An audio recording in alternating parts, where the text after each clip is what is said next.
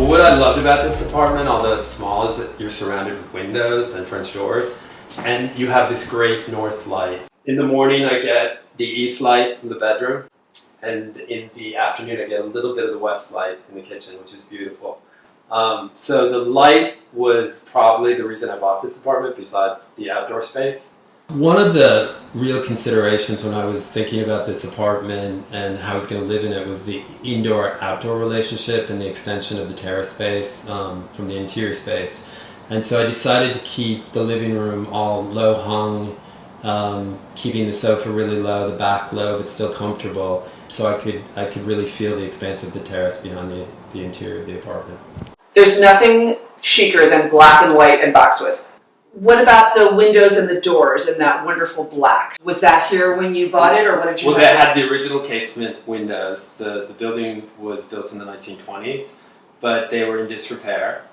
And I wanted to restore them, but the building wouldn't let me. So I contacted Curating through the architect in London, and they made the windows to match the originals. And what I was able to do is add French doors. This was a window. Ah, so I added so French you got doors this way, and I added a French door over here. This was also a window.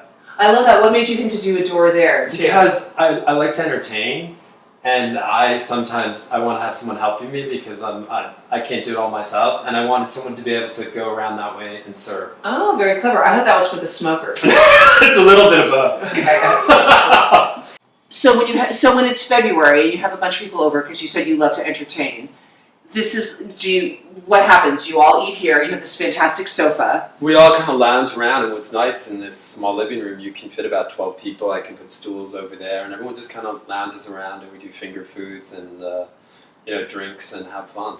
I have a sense that you love art. It's very important to you, and it's so special the way you've hung everything and arranged it. There's an intimate feeling to it.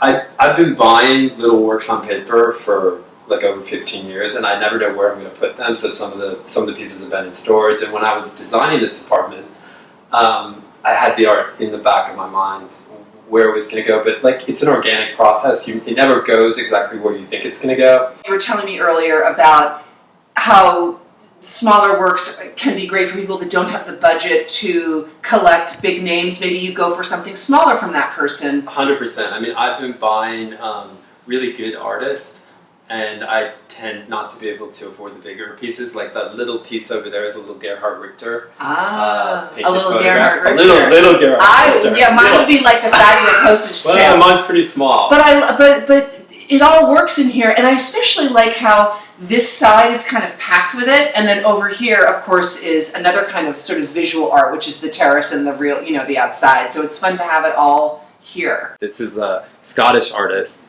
and she cuts everything like meticulously. And I had bought this at a show she had at the David Hicks store in Paris. Her name is Georgia Russell.